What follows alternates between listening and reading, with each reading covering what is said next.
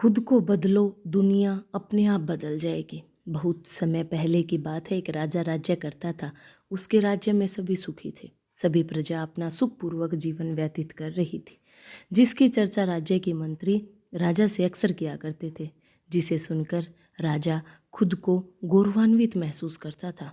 लेकिन एक दिन राजा के मन में ख्याल आया कि क्यों न मैं अपनी प्रजा के सुखपूर्वक जीवन यापन का खुद से निरीक्षण करूं।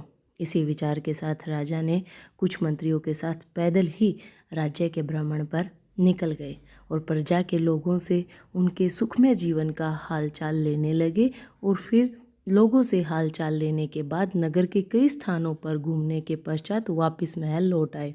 और पैदल भ्रमण के पश्चात राजा काफ़ी थक गया था, लेकिन पैदल घूमने के कारण राजा के पैरों में असहनीय दर्द और छाले भी पड़ गए थे, जिसकी शिकायत अपने मंत्रियों से की और कहा, नगर के लोग खुशहाल तो हैं, लेकिन नगर की सड़कें काफ़ी कठोर और पथरीली हैं, जिसके कारण मुझे जब इतना कष्ट हो रहा है तो मेरी प्रजा को भी इससे कष्ट होता होगा।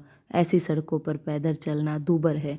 इन सभी बातों को ध्यान में रखते हुए राजा ने आदेश दिया कि नगर के पूरी सड़कों को चमड़े के कवर से ढक दिया जाए, ताकि लोगों को चलने में परेशानी न हो।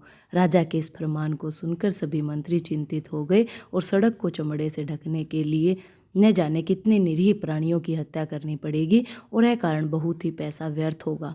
किसी को कुछ समझ में नहीं आ रहा था कि राजा के आदेश का क्या किया जाए।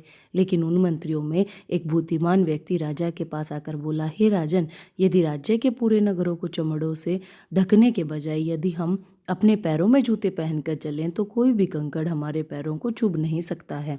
और यदि ऐसा ही चाहते हैं तो पूरे प्रजा को चमड़े की एक एक जोड़ी जूते ही बांट दें। उस बुद्धिमान व्यक्ति के सुझाव से राजा आश्चर्यचकित था और राजा को समझ आ गया था कि गलती उसी की है। यदि वह अपने पैरों में जूते पहनकर चलता तो उसके पैरों में कंकड़ नहीं चुभते। और इस तरह इस दुनिया को बदलने से पहले खुद को बदलना आवश्यक है। फिर राजा ने उस मंत्री की इस सलाह की खूब सराहना की और पूरी प्रजा में सबको एक एक जोड़ी जूते भी वितरण किए।